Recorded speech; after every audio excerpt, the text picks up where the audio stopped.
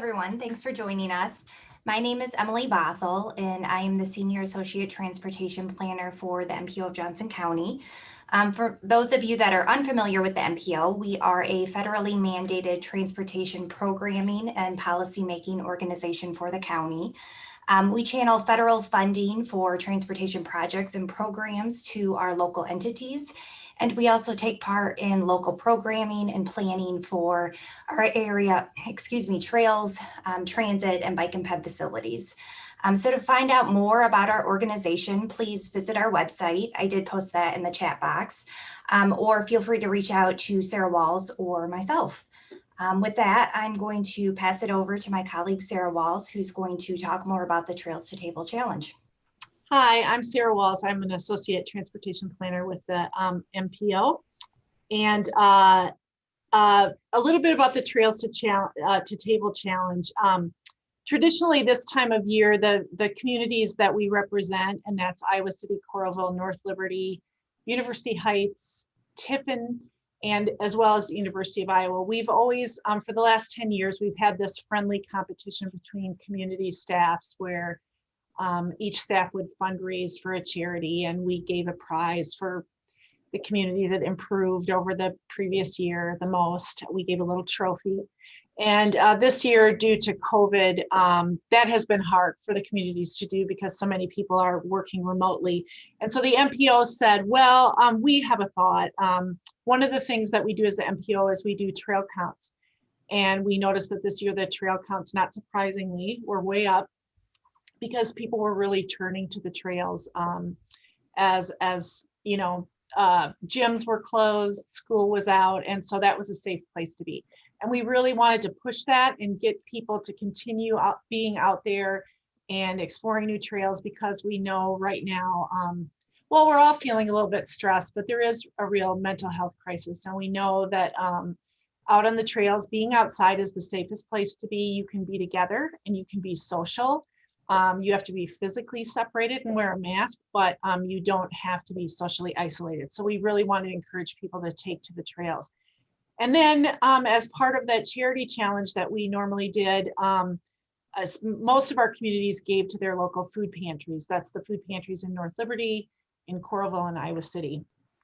And so we said, let us, as we're going along touring the trails and giving people ideas on routes to take and fun things to see on the trails, we'll encourage people to give to the food pantries. So that's the Trails to Table Challenge. And we, one of the things to really make this work, what would really help us is any of you that are watching or who are interested, is really for you on your social media to post as you're out on the trails and you're enjoying things. You probably have favorite bridges that you cross, or favorite trees or benches or something.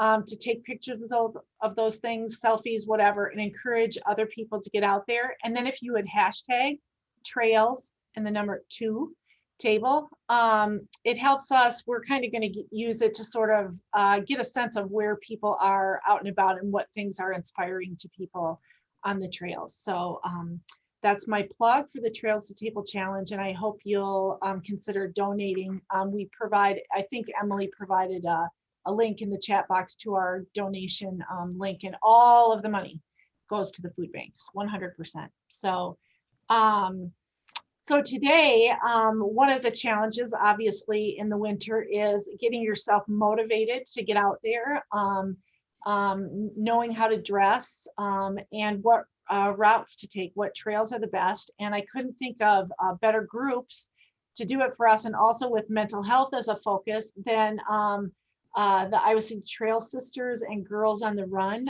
2 great organizations that are all about motivation, confidence, making friends, helping people through the struggle. And we have a struggle ahead of us for the winter.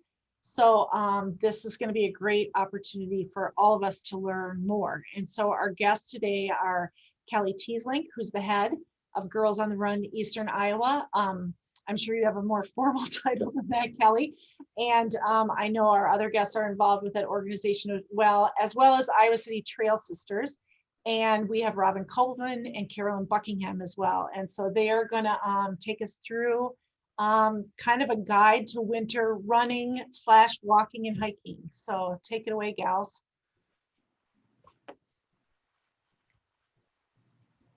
All right, I guess I am going to start. My name is Carolyn Buckingham, and my journey to becoming a regular runner, I guess, started in high school. I was on the track team and ran off and on, but then running regularly didn't really start happening until after my kiddos were born, and I started joining moms with strollers and running around Iowa City with strollers. And in that process, I met some great new friends and was convinced to do my first ultra marathon 50K 3 years ago. And by running trails and training for that race, I met a lot of the trail sisters and officially started streaking with the trail sisters, meaning I ran every week for 17 weeks, I want to say, last year, and really made great friends with Kelly and Robin and a bunch of other lovely women. And now I guess I'm trying to get motivated through the winter and this pandemic to train for my first 50-mile race in the spring. So that's a little bit about me. All right. And Carolyn will be joining me as a co-leader for the Iowa City Trail Sisters as well. So my introduction is not so different a running journey from Carolyn. I started running in college, and I couldn't find any pictures of me in my like cotton t-shirts and all this other stuff that I used to run in like all these decades ago. But I became probably more serious about my running kind of as my kids were born, and then ran all the way through my pregnancy with my fourth and final kid. And then after that, became even more serious about my training, and both in terms of like how fast I was going and in terms of how far I was going. So the middle picture is from me at one of my favorite races ever, a 50-miler on a lovely converted rails to trails in Illinois. And then the last one is of me on my favorite non-Iowa trail in Sedona. So that was really fun.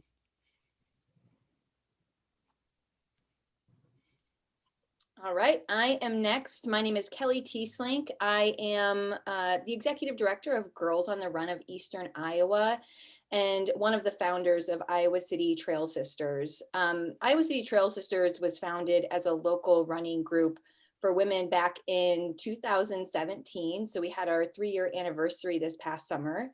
And it was brought to fruition really as a way to introduce women to the trails, to give them a place and a time to go where they knew they wouldn't be left behind in a group run or anything like that. It wasn't about speed, it was about connection with each other and with the trails. And so the people like Robin and Carolyn, we've had an awesome group of women, kind of come in and out, some for the entire 3 years, some pop in when they can, schedules get busy. But it's been, before COVID anyways, we were always going to be on a trail on Thursdays. So it's been a really awesome community to be part of. My running journey started when I was 23. I did the Couch to 5K program, like many do. And I found myself, after college, just not feeling very good about myself and my habits, and used Couch to 5K as a way to ease into a sport that I had failed miserably at many times before. If you share that experience, it does get easier. I think, I always assumed if I can go on an elliptical for 30 to 60 minutes, that means I should be able to run for 30 to 60 minutes, but it really doesn't translate. And once you realize that and kind of ease into it, it's a much better way to go. So I suggest that if you are one of those struggling with getting into running. After I did Couch to 5K, it was kind of a snowball effect. Signed up for a 5K, signed up for a half marathon, signed up for a marathon, and then eventually discovered the trails and just really fell in love. It's you know, it's all running, but the trail running is different than road running, and they both have their you know, their perks and their pros and cons. But I really fell in love with the sport of trail running, and a lot of ultra marathons like Robin and Carolyn were talking about are on the trails. And so it was just kind of a natural progression, I guess, for me to continue to snowball into those distances. I signed up for my first 50K. I ran that in 2013 and also ran my first 50 miler in 2013. And that led to 100-mile races, and ran my first 100-mile trail race in 2015. And since then have completed 100-mile races, not a 500-mile race. I just want to clarify that. And yeah, it has been a joy to run trails for that long because you get to see amazing things. I've run up on the Superior Hiking Trail. I've gotten to see 100 miles of the Superior Hiking Trail in one shot. Trail running has also taken me to places like the Grand Canyon. And that picture on the right, that's a picture from when I did rim to rim to rim. So starting at the south rim, going to the north rim and back. A beautiful way to see one of the most magical places on earth. So definitely running has brought me to some beautiful places. And unfortunately or fortunately, you know, winter is part of training. And I think with our experience, we'll be able to give you all some tips on how to survive and maybe even thrive in winter running. So I am going to pass it over to Robin, who is going to start by talking a little bit about dressing for winter. And I will say, in our Trail Sisters Facebook group, this question gets asked a lot. There's always somebody wanting to know how to dress for winter and what our favorite gear is. So we'll cover that in our next couple slides. Okay, so this is so totally true. There's no such thing as bad weather. There's just bad gear. And I also, as a long time, you know, Iowan, native Iowan my whole life, right? Like, I just know that like you can always put more clothes on. So I will run when it is well below 0. I will run when it is like slightly over 100. And that's a lot of like weather to cover.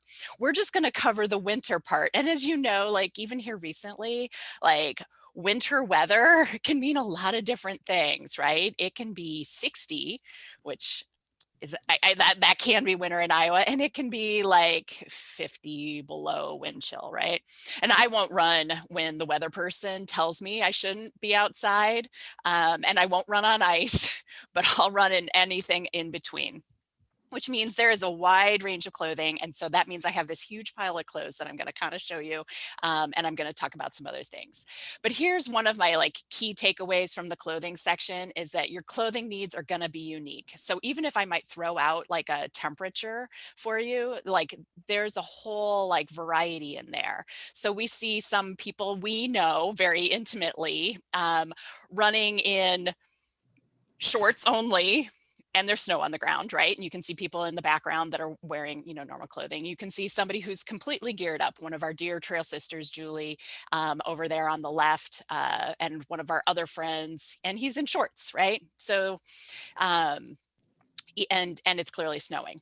So you can guess that it's, you know, 32 or below probably. And that's not just true for these guys. And we're going to talk about women's clothes, but that doesn't mean that like these like principles don't apply across the board.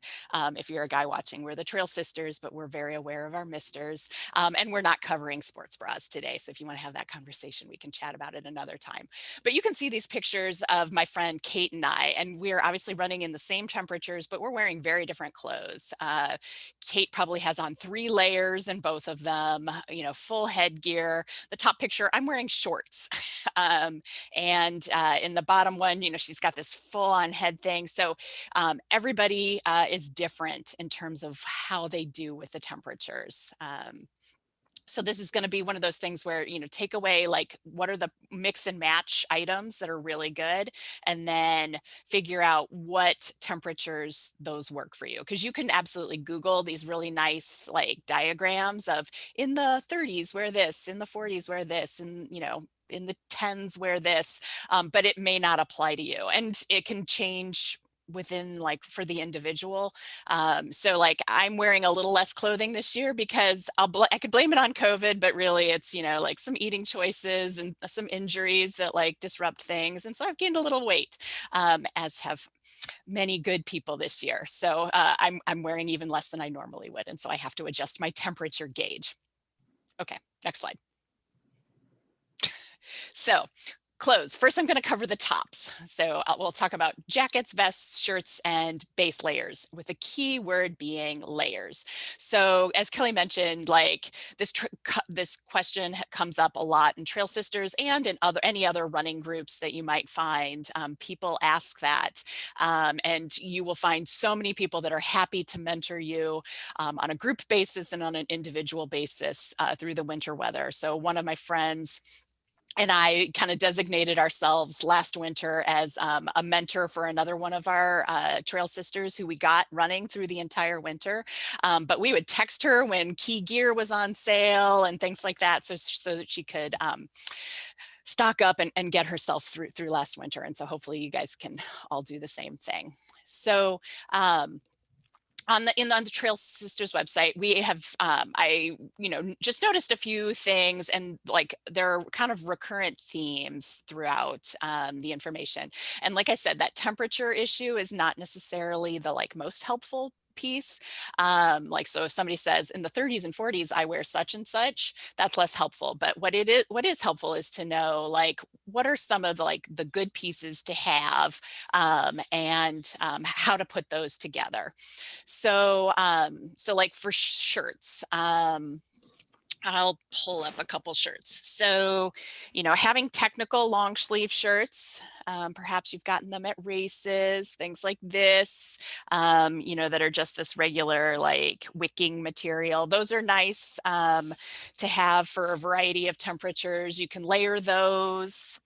And you can layer them with, it's really nice to have at least 1 3/4 zip. This one has a hood, and I'm wearing it in that picture there, just from last week. And so it's nice to have that zip. You can go up and down and get yourself some extra ventilation. And this one is about the same, you know, kind of wicking material and weight as that other one. And so for a lot of people, they find that that's nice, maybe in like, you know, the 30s. And that's probably what I wore it for. But I will tell you, I wore this combo just about an hour and a half ago, and with the sun, it was hot. So another thing to like think about is not only what's the like absolute temperature, but is it sunny out or not? Because the sun can make you feel definitely hotter. Or is it windy? And I will tell you that I try to dress for the temperature, the actual temperature, rather than the wind chill. But then I'll notice like, okay, and it's windy. So what am I going to do about that? And so that's where vests and jackets start to come into play. So this is like a vest that I really like. It's made by Wazelle, and it's just a thin material. So it doesn't do a ton for warmth, but it's just enough to kind of break the wind a little bit. And so I might add that when it's like, say 35 and windy, and I've got like, you know, maybe a long sleeve shirt on, and then I'll put it over it. And that's kind of nice for me. And then if it's a little bit colder, maybe I'll put on, this is a super popular item amongst the Trail Sisters. It's the Patagonia Houdini. Like, so many of us have them that one of these days we're going to take a rainbow shot of all the different colors that people are wearing. And they're nice to buy on sale because they're not cheap. But, you know, Patagonia is a great brand. It lasts forever, and they have like a really good environmental stance. So anyway, but it's thin, and it's also just good for that wind when you don't need more warmth, but you just want to block a little bit of wind. And the another vest that I have is that one that I'm wearing in the picture. So it's nice to put on a vest as it gets colder. And so this is a smart wool one, and it's the vest version. I'm wearing it in the picture. You can see it better there, but you can see that it has like a little bit of like more padding. It's nice and forgiving with some stretch on the sides. And you can see that one of our very active Trail Sisters, Christy, is wearing the jacket version of that. And so that adds like a really nice extra layer of warmth as the temperatures start to drop. So I'll wear a vest like this in the upper 20s to mid 30s, especially if it's not sunny. And then I think another thing to keep in mind, and then I'll talk about as it gets colder, a couple other cold weather items here. But I've mentioned the word layers a lot. And I think I said tuck in your layers, as you can see that, because that will actually make a huge difference. So regardless of the material you're wearing, like if it's pulling up and back and you're getting cold, it's also just really nice to avoid a cold belly. So a lot of this is about keeping your core warm. And so that's why vests are so nice. And because, for me, like, I could have one layer on my arms and be just fine as long as my core is warm. The only disadvantage to vests is that you probably shouldn't experiment with a vest until you're a little bit more confident of like what your temperature needs are, because other than this like white one that I have that was out, that like it will pack up into this little thing that actually I can strap on my arm, but you can't tie it around your waist if you get hot. So unless you want to carry your vest around, that's one to be a little bit more confident on. And that's why jackets and layers of different weights of shirts are really important.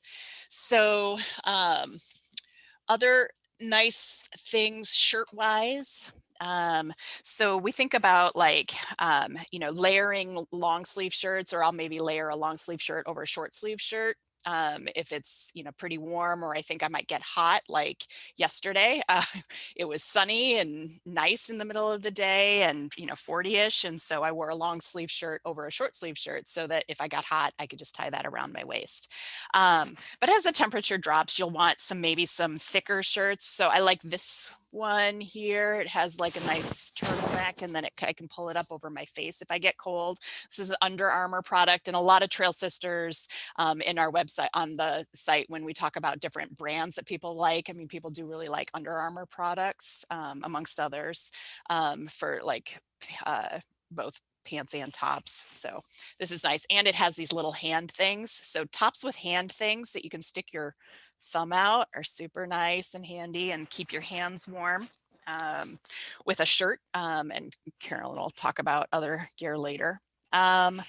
Also, an important thing to know about besides the layers is materials do matter. So you want technical fabrics, not just regular cotton, if you can locate those, and that's really easy to do at a variety of price points. And I will say that like we were talking about, like this I bought on clearance. It's actually, what brand is it? This is Icebreaker wool, but Icebreaker Smart Wool, they're really great at wool products. And so wool that isn't itchy is just so great for physical activity for a variety of reasons that I won't go into. But like time and time again, when people like think about the material that they're wearing, most of us will say have wool layers. And like I said, we texted one of our friends when the Icebreaker was on clearance, and so that was a really good time to get some. So because one thing that people repeatedly say, and our Trail Sisters saying about the clothing, is to buy it one, when it's on sale, or just to acknowledge that some of these things are expensive, they're an investment, but then they will last you for so long. So like, for example, this is my favorite quarter zip. I wear it in the teens and 20s, and you saw it in those other pictures, it's Nike. I have had this thing for over 10 years. So if you're scared of it, think about how long it's going to last you, and then just wear it again and again and again. And I'm not going to smell this because it probably doesn't smell very good, but that's one of the things I love about my trail sisters. They don't care if I stink, and I'm warm. So there's that.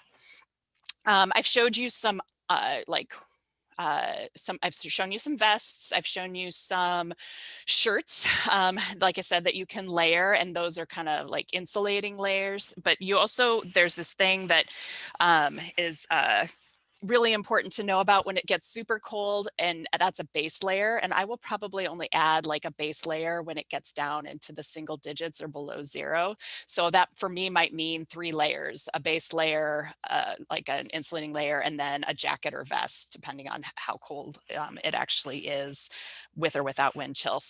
So that can be a variety of things. Most people like wool. I have 2 of these that I really like. They're from Athleta. And they're just a nice, option. Cause like I said, I don't feel like I need extra stuff on my arms. I just need my core to be warm. And so I'll maybe have, if it was below 0, I would put on this and some wool and a jacket that I wasn't so sure I was going to love when I got it as a Christmas gift, probably like 12 years ago. Seriously, so long ago.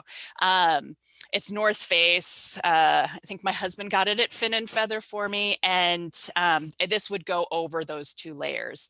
It's thick, but it's stretchy. It's not very wind resistant, and so I would consider putting, like, if it was really windy, I would maybe put like my wind resistant vest either over it or underneath it as a layer. But I love this. And so you want to find a jacket that you feel like you can sweat in, and that has some give for your layers. And that's a good item to have, be good quality. And like I said, then once you have it, it lasts for forever. Okay, so that's down in that corner. That's actually me. Down in that corner, I'm cross country skiing. But this is the important thing, because we're talking about running, but like, it's running, walking, hiking, cross country skiing. A lot of the clothing is really similar. So I covered a ton of information on tops, but I am going to talk a little less about bottoms. So Kelly, if you can forward real quick for me. Okay, so same principles apply. You want to have a range of things available. And again, it's highly individualized. So you can see me down in that corner. It was 35 degrees that morning at the beginning of my 50 miler. I'm wearing like my little Houdini, and I'm wearing shorts. And you can see there is one dude in front of me also wearing shorts. So I was not the only person, but you can see most everybody else is completely covered and layered, but they all had to take a ton of stuff off. And my legs just don't get that cold. So you can also see me running in capris in the snow. So I just tolerate that. And I'm kind of known for showing up, like, how low will the temperature be before Robin gets rid of shorts or capris and actually moves to pants. So shorts, so I'll wear shorts in all kinds of temperatures down into the 30s, but mostly I drop shorts after the 40s. And then I move to capris, which I have all kinds of crazy capris. This is Kelly's favorite, so that's why I show them. Clearance, and they're awesome, and they've lasted for forever. Now, when the temperatures drop down into the 20s, that's when I start to move to longer pants. So I have this pair that I got on a clearance rack at TJ Maxx, and they're awesome. And I wear these in the teens and 20s. So they're full length all the way down to my ankles. And then as it gets colder, I'll start wearing thicker pants. So this is a pair from Moving Comfort, and they're fuzzy inside, and you can't see them. They're not actually tights. They are more of a pant, but they're stretchy. And as long as I wear warm enough socks, I really like these down into, the teens probably. To single digits is when I start wearing even thicker pants. So I have, this is my favorite color of green, and they're fleecy inside. They're not a fleece because fleece like would let too much wind in, but they're fleecy. And so I'll start adding thicker, fleecier pants down into the single digits. Same thing with these, that they're fleecy inside. But again, the downside to tights, even when they're fleecy inside and nice and warm, and maybe even you double them up, is that they're not very wind resistant. So last year I did finally invest in a pair of these Arc'teryx. I got them at Active Endeavors, and they were like, it was super exciting. They have Gore-Tex, and you know, I run outside and it's below zero, and I cross country ski when the weather allows, and so for me it was worth investing in these because they are windproof pants, and then I can put them on over a pair of tights. So in the single digits I would maybe wear that kind of plum colored jacket, these over like a thin pair of tights, or like kind of running long underwear that was either made of wool or like a silk sort of product.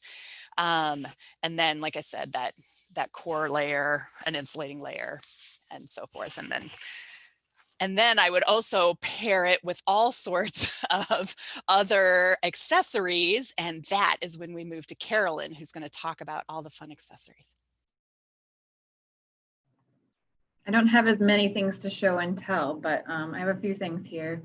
And I just want to reiterate what Robin said about the investment in gear. A lot of my wool layers especially are 14, 15 years old, and I've worn them so much.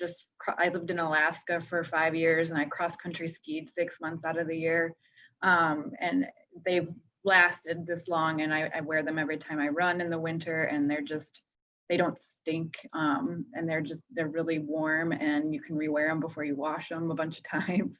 But anyway, so just reiterating that if you're committed to the idea of running in the winter, the investment is worth it. Anyway, so just some basic accessories to keep yourself warm. Robin did a great job covering all the clothes and the different layers, and she's also right. It's just, depending on how whether you run warm or run cold, will just kind of dictate what you decide to wear. But basics, mittens are usually going to keep your hands a lot warmer than gloves. And these particular mittens are the Gordini Stash mittens that many Trail Sisters own, and they are warm. They're so warm that even at below zero temps, I end up having to take them off because my hands are kind of like my temperature regulator. And then a hat. I usually wear an ear band, just because it's nice to have the heat release, I guess. When you're running and work up a sweat, I'd rather have like my head releasing a bit of that heat rather than keeping it all in with a hat. But that said, if it's like below zero wind chills and that kind of thing, I might wear an ear band and a hat. I think in that picture of me down in the right-hand corner there, I have a hat, an ear band on, and then my headlamp. And then what else?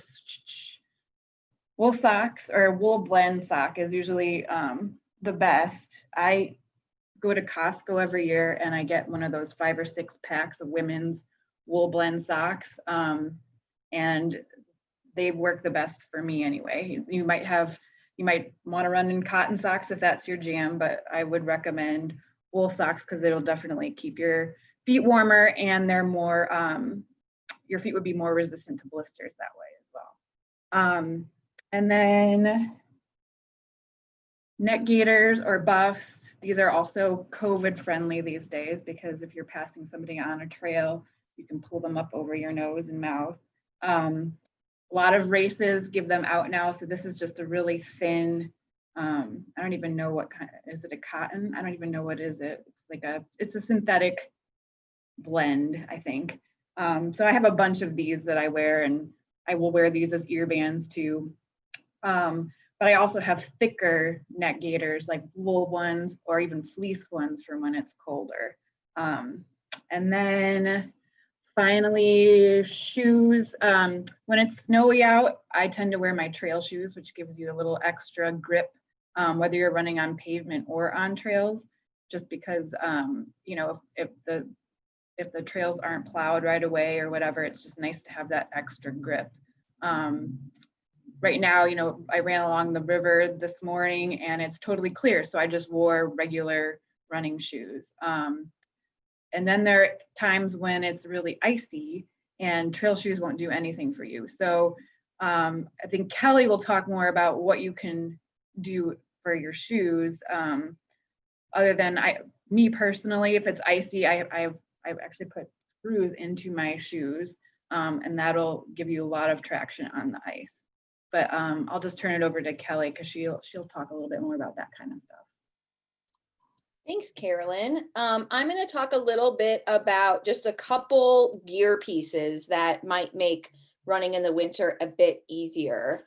So first off, a headlamp. You can see in many of the pictures that we have been showing you of our group runs, we wear headlamps because especially in the winter, there is a lot more dark that you may be running in. So obviously a headlamp is going to provide light for you so you can see where you're running, especially if you're on the trail. That's pretty important.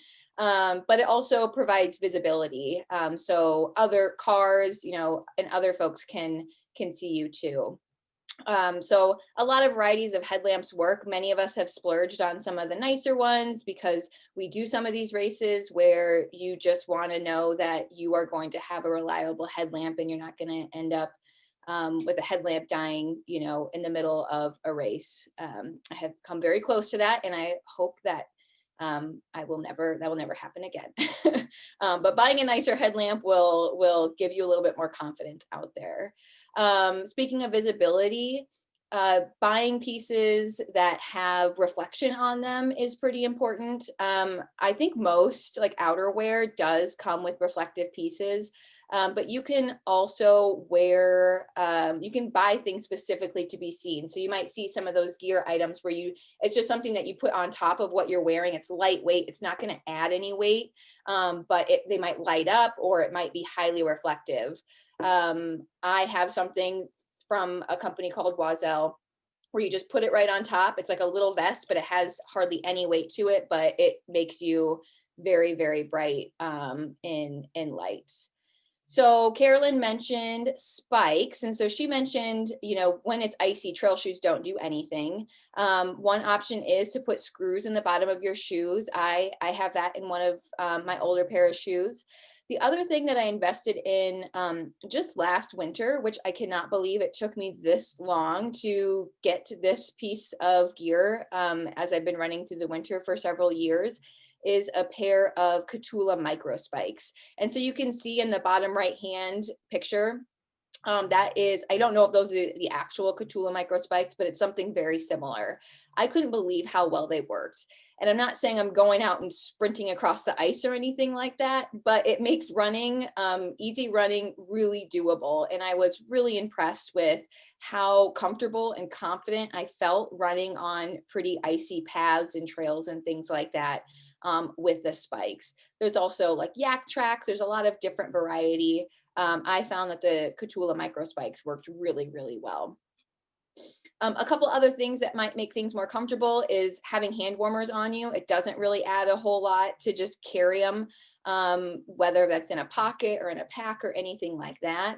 You know, there's nothing worse than having cold hands on a run. And for me, that's like the first thing to get cold. If you accidentally get if you're running trails and there's a water crossing and you accidentally, you slip,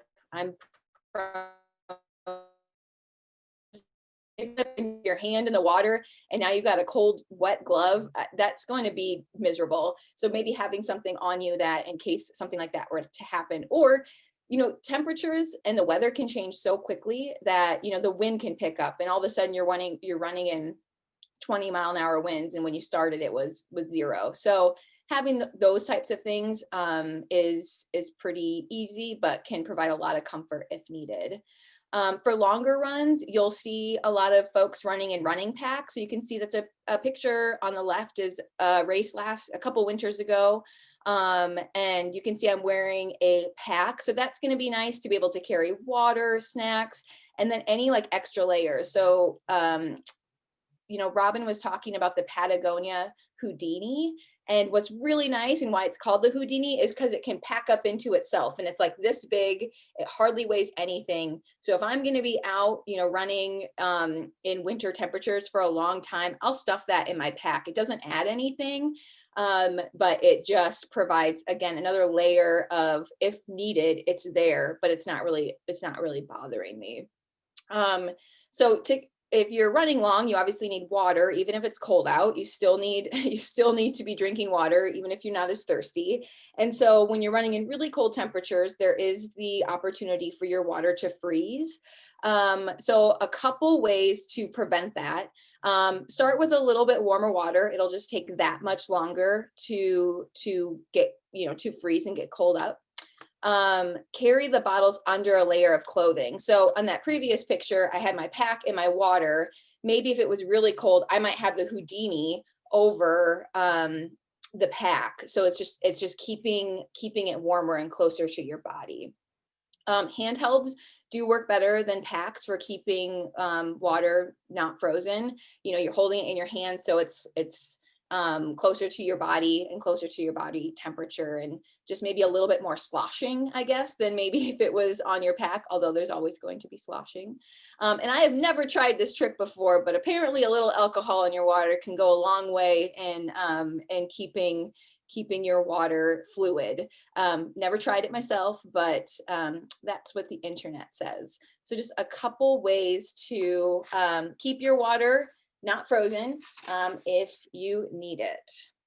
Okay, I am going to pass it to Carolyn, and she's going to talk a little bit about trail etiquette, specifically in the winter months. Okay. You turn it to the next, oh, there we go. Okay. So Robin and I talked a lot about cross-country skiing. We are lucky in Iowa City, or in the Iowa City area, that the Nordic Ski Club of Iowa City grooms a lot of local trails. They groom trails out at McBride, they groom trails at Kent Park and at the Ashton Cross Country Course. And it's great, but people tend to walk on them. And so in the wintertime, when you see these groomed trails, it's just a courtesy to not walk on those tracks, because these volunteers are out there grooming those trails for people to ski. And also, like, you know, the last few winters, Iowa hasn't gotten that much snow. And so when the snow is good and they can get out there and can track those trails, it's like a real treat. So, so use the trails for their intended use. And if there are trail closures, you know, after the derecho happened in August, there were a lot of trail closures, and it's important to obey those closures, just in case, you know, there could be hazards that could hurt you. So it's always a good idea to obey those closures. If trails are really muddy, the idea is to go through them rather than around them, because when you're going around a muddy puddle on a trail, you're going to widen that trail and kind of ruin the integrity of that trail. So wear appropriate shoes, or just don't care that your shoes are going to get muddy and go right through that mud puddle. Pay attention to right-of-ways. If you're running or hiking on a hill and you are going uphill and someone's coming downhill, the person coming downhill has the right-of-way.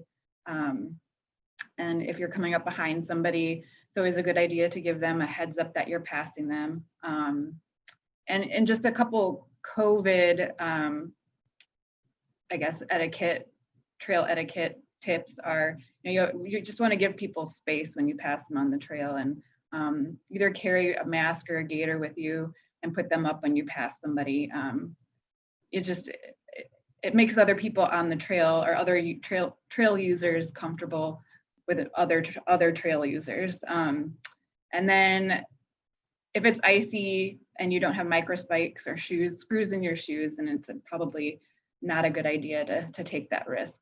So yeah, I don't know if you guys have anything else to add to that. Nope, I think you covered it. All right. Robin, you're going to tell us how to stay motivated.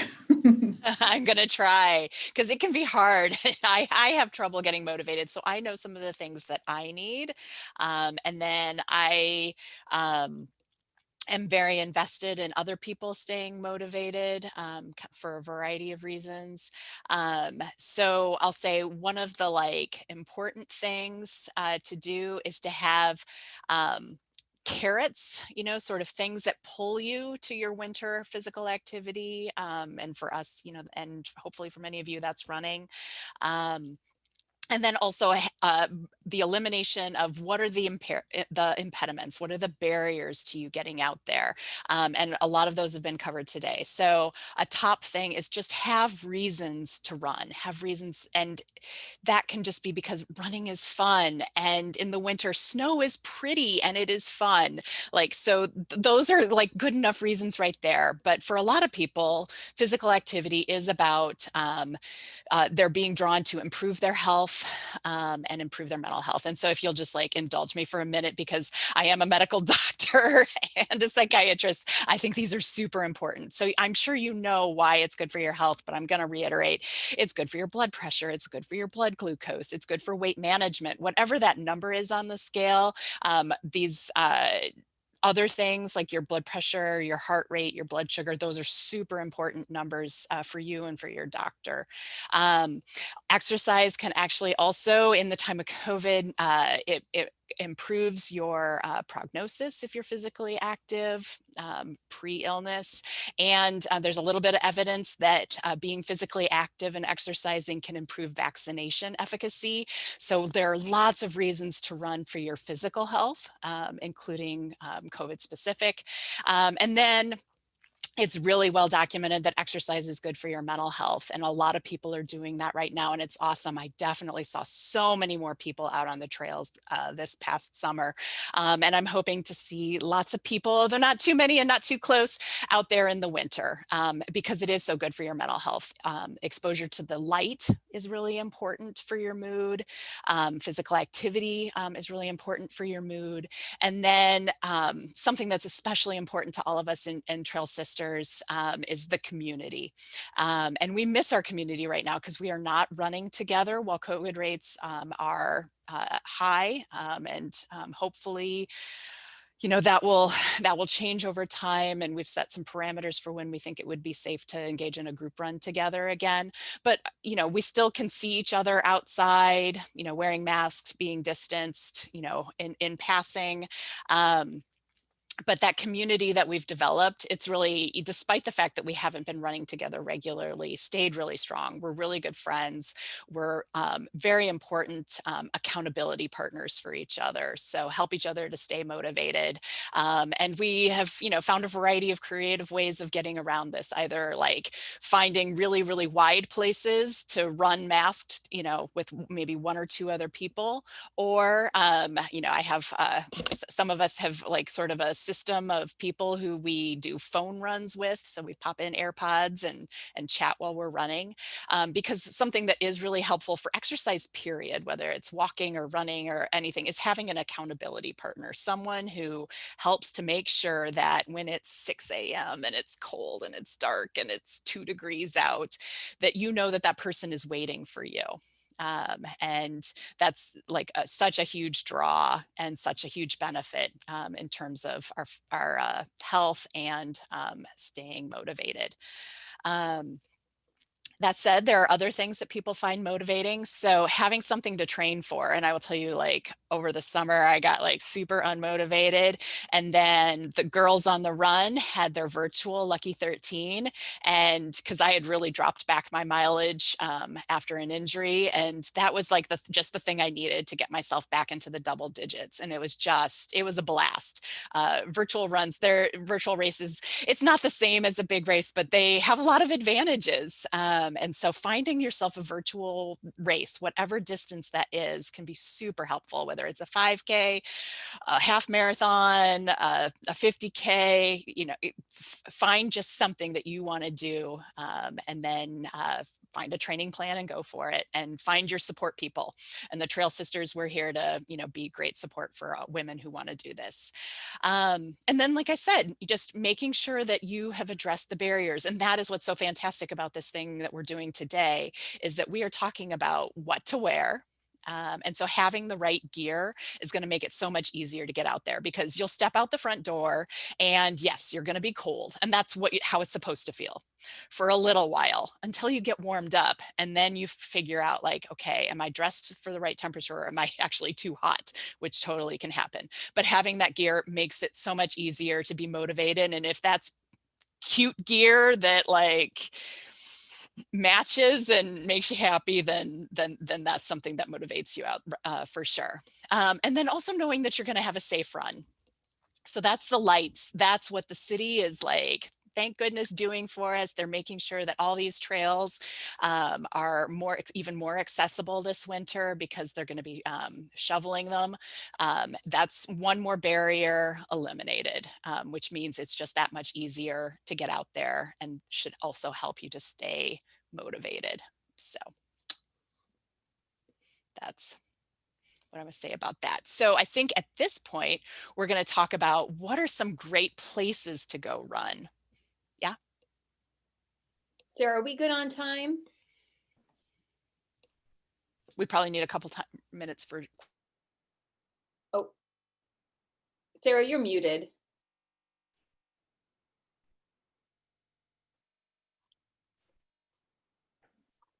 Sarah, you're muted.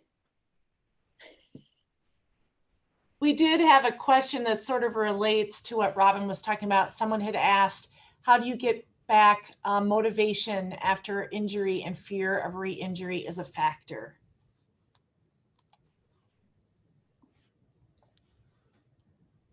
Did you want to take that one, Robin?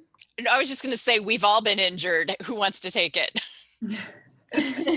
Yeah, I think we've all been through our fair share of injuries, and it's just, unfortunately, it's part of being a runner typically. I think the motivation piece, after you've been injured, and that, being nervous about being re-injured. One thing after I'm injured, it's usually because it's an overuse injury, or it's something that I did to myself because I just didn't know any better. But the awesome thing about having an injury is you get to know about that injury pretty well. And I do think that if you're educating yourself and you're taking those steps. So for instance, I had this nagging hamstring injury forever. And working with a PT, I realized that it was because my glutes were weak. And so I spend a lot of time strengthening my glutes and activating my glutes. And I haven't had that injury since then. So hopefully when you do injure yourself, you have learned why it happened, and then you can take the steps to prevent it moving forward. And as Robin said, having something to train for, having that carrot, if you will, is really helpful, even if it's a virtual race. Like Robin said, you can make it what you want, essentially. And especially if you put your goal out there, if maybe you share it with a few friends, or you start training with a few friends, that can certainly help. I don't know if Robin and Carolyn, if you have anything to add to that. Mm-hmm. Any other questions, Sarah? I think why don't you guys talk about your favorite trails, and then we'll come back to questions. We might have one or two others. Okay, awesome. So let's see. I think we are starting with Carolyn. Oh, there's a Trail Sisters warm-up party. Oh wait, it's Robin. I'm sorry.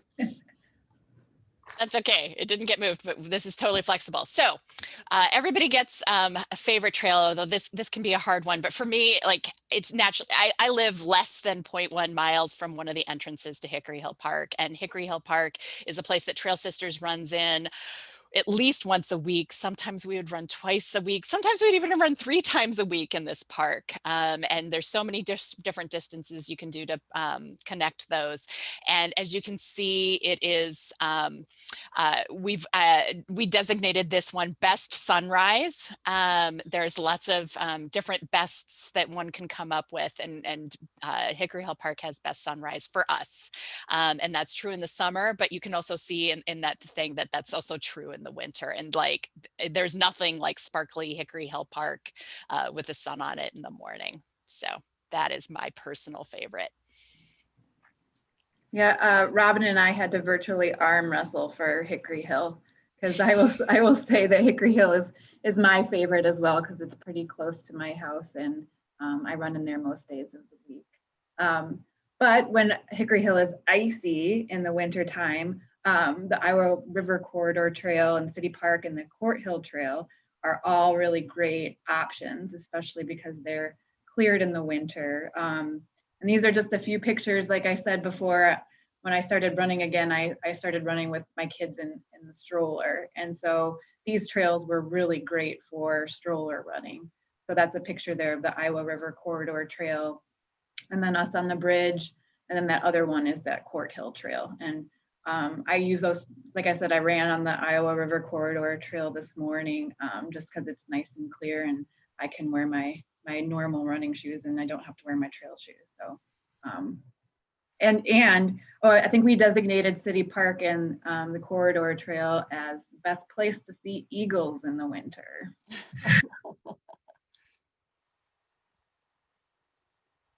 Oh, Squire Point and Woodpecker is also another great trail. And Trail Sisters has some runs out there as well. There's a bunch of different loops you can do, and so you can get a variety of mileages out there. Yeah, it's just a really nice trail with lots of great views. And my vote goes to what we kind of call McBride. It's actually made up of 2 different park systems, Lake McBride State Park, and then the McBride Nature Recreation, or McBride Nature and Recreation Area, or MNRA. So you can see this overview map of the trails and how they're connected, and why I chose Lake McBride, or McBride, I guess, the trail systems out there is my favorite, is that there's a ton of variety. So on one side, at the state park side, you've got more of a flat trail that's really good for beginners. It's really good for people who are worried about getting lost on a trail because it's really hard to do out there. That's where we like to introduce people to the trails that maybe haven't done a ton of hill work or anything like that, or they're a little bit nervous about being on the trail. So that's a really good beginner. It also is very wide. So if you're looking for some trails that are a little bit wider during this COVID time, that works really well. And then on the other side of the state park, the MNRA, there's a lot of awesome dirt trails, a lot of good variety. You've got some grass loops, you've got some dirt hills, and they're connected by the spillway, which is right here, if you can see where I'm pointing. So with the variety, what's also nice is you can get a lot of miles out there, or you can get a little miles out there. You can it's with my go-to for long runs, training for longer races. And then this is the MNRA side, is a place that gets groomed for skis. So it's something to be aware of out there. But I have enjoyed many runs at McBride. And then next up, if we have time, we're just going to give a few updates on what's going on with Girls in the Run and with Trail Sisters. Just want to make sure that we're good on time, or we just want to check in on that before we move forward. Okay. I just had one question from someone that said, I just started running longer distances, 5 to 6 miles. I don't know where to start in terms of carrying water and sustenance. Any advice?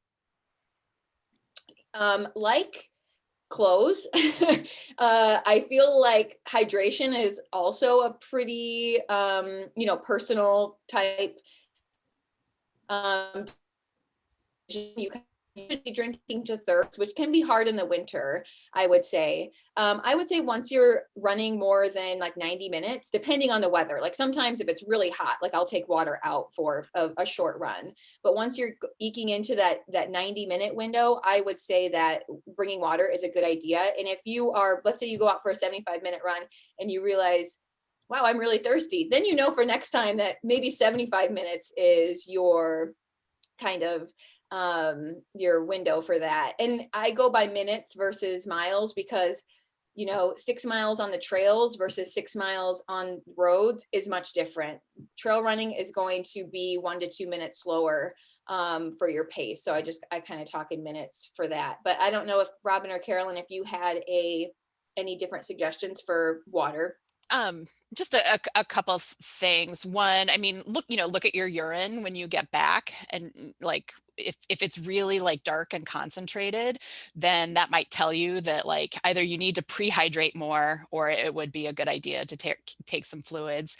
And then also as you start adding more distance, like Kelly said, that beyond that 90-minute range, that might be sometime when if I'm looking ahead to like, a half marathon and I need to practice with electrolyte fluid or gel. So even if maybe I'm out for like, just if I'm out for something that's over 60 minutes and I know I need to practice, I may start, practicing just getting my gut ready to be able to like navigate what that feels like. So depending on how often you're going to be doing that during a race. I was just going to say, I'm someone that likes to carry water. And for, like Kelly said, maybe up to 90 minutes, I would bring my handheld water bottle. You can get them, at any sporting goods store or on Amazon for $20 to $30. And they usually have a little pocket in there, and you could bring a granola bar with you and just kind of like test out how you feel and whether you feel like you need fuel and that kind of thing. It's a good way to start out.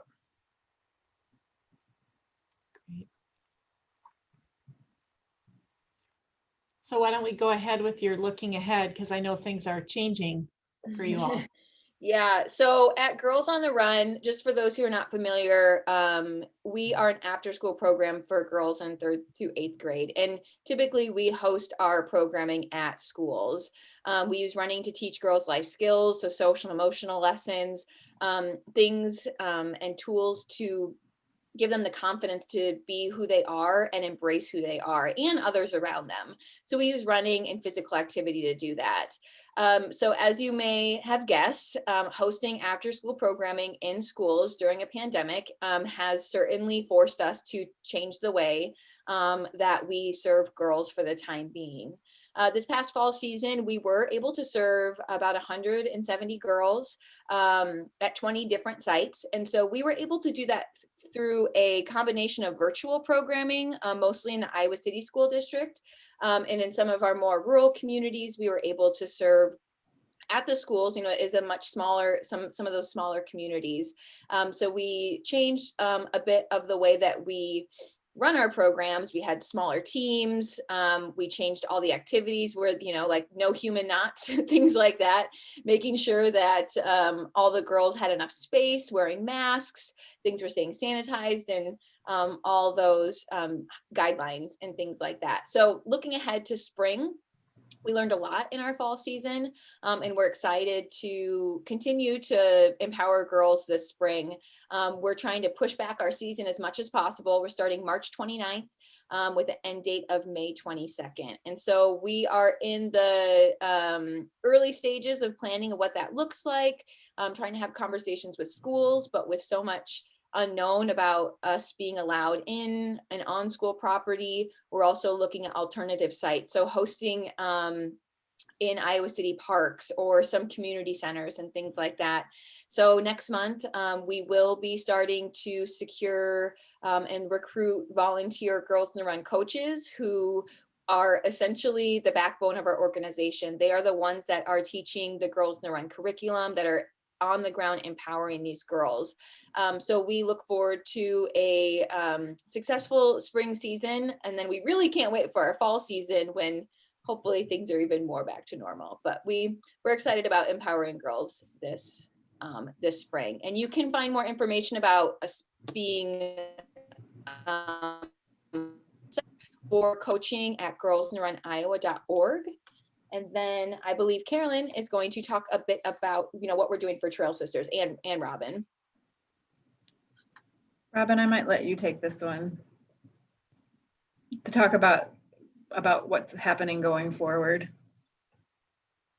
Oh, so I didn't know I was taking this, but I'm happy to talk about it just briefly. So I mean, we have a tentative return to run plan as people get vaccinated and things like that. But I think I think we're kind of, the rates are approaching where we think that it might be reasonable for us to start small group runs again. But I'm recommending that we wait until after we see the effects of the holiday season, because obviously vaccinations have only just started. And for example, I'm a medical physician, but I don't even know when I'm getting vaccinated. So this may all take a while for us to feel like we can do this again, this picture, right? But we remain a really good resource. We've actually put together our own virtual run to keep ourselves motivated at a variety of distances, and we'll be utilizing all of the Iowa City Trail system from the far southern end all the way to the northern end, moving into Coralville, North Liberty. So we're really excited about that. And yeah, we just hope any, women runners who are interested in learning more about the trails in whatever way we can teach them, virtually and eventually in person, will find us through Facebook on the Iowa City Trail Sisters. And if you're not on Facebook, there are other ways of finding us. So through the larger Trail Sisters organization, there's a platform that is not on Facebook that can connect you to us as well. Great. Well, thank you so much. We're about out of time, but I do really, especially for the person who was asking questions about getting motivated after being injured, Trail Sisters is a really great organization. I haven't run with them lately, but I have in the past, and they're very supportive of every speed, every age. And so that's what really makes it fun, is it's such a mix of people. You guys make it sound like it's very elite, and I know that you do some very elite things, but it's a very friendly, casual environment. I would say very supportive. And I want to remind everybody about the Trails to Table Challenge. We would love if you would post on your social media, again, your favorite trail runs, your things you observe along the trail with that hashtag Trails to Table. And you can find us at mpojc.org or look for us under the Trails to Table on Facebook. And we are posting lots of maps, videos, photos. We're uploading those maps to our website as well. But some of the trails that you mentioned today, the Iowa River Corridor trail, we just posted a 9-mile, what we call the Blue Ribbon Loop.